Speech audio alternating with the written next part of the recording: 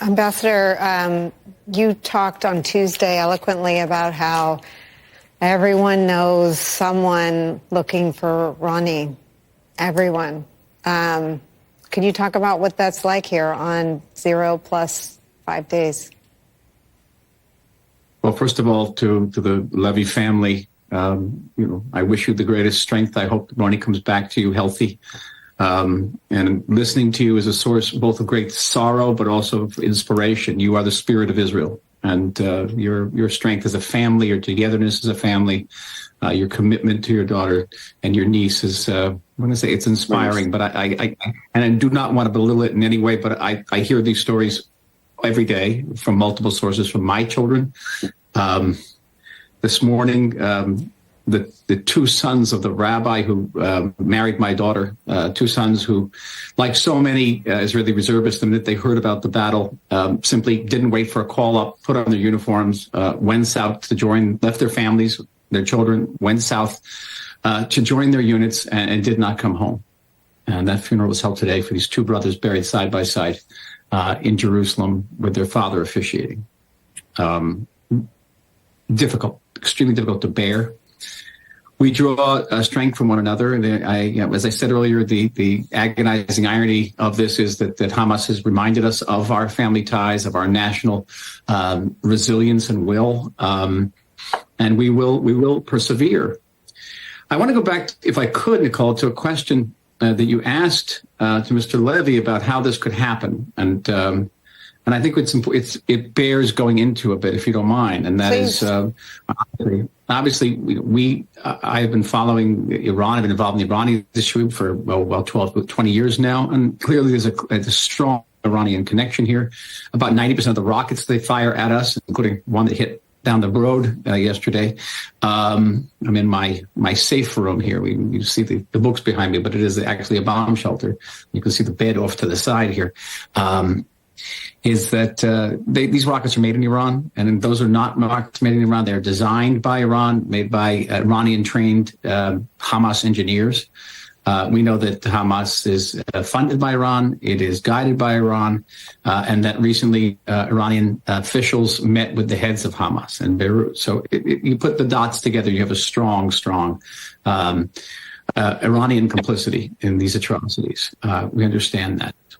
But on our side, clearly, there were failures. It's too early to start apportioning blame. There will be investigations after, when the smoke clears.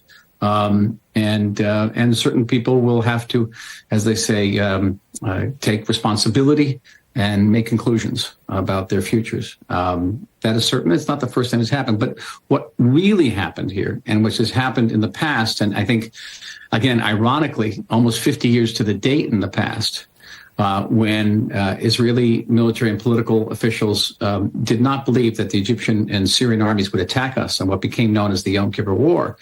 And the reason they believed that they didn't going to attack us was because Israelis could not believe that the Egyptians and Syrians, having suffered such a humiliated defeat only 6 years before that, would ever dare attack Israel again. And that was known as the concept in Israel. And in this case, there was a concept too.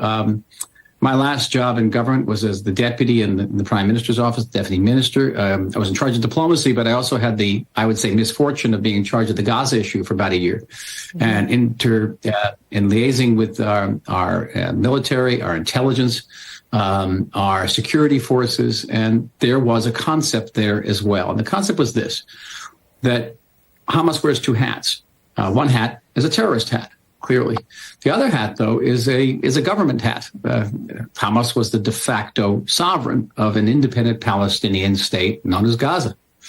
And there was a feeling that if Hamas was incentivized through large payments of Qatari cash, if you let 20,000 Gazan workers into Israel every day, and they would bring back nice salaries with security, with social benefits. They got social benefits as well.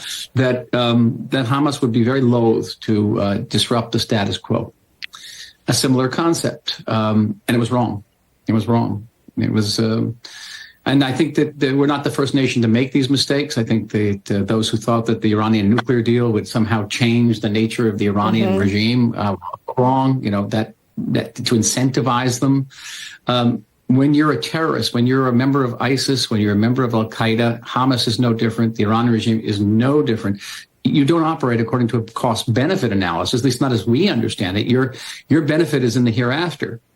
As an old professor of mine used to say, that destruction for these people is not a deterrence. The fear of destruction, it's actually an incentive.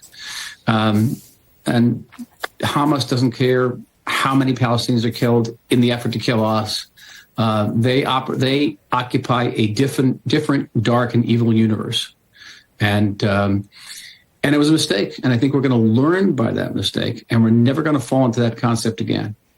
I mean, what you're describing is asymmetry, right? I mean, the assumption that you knew what you were dealing with when it was really an asymmetrical party that had morphed into something much more ISIS-like than in the past. I feel like that's a conversation that we'd love to pursue with you in the days and weeks to come.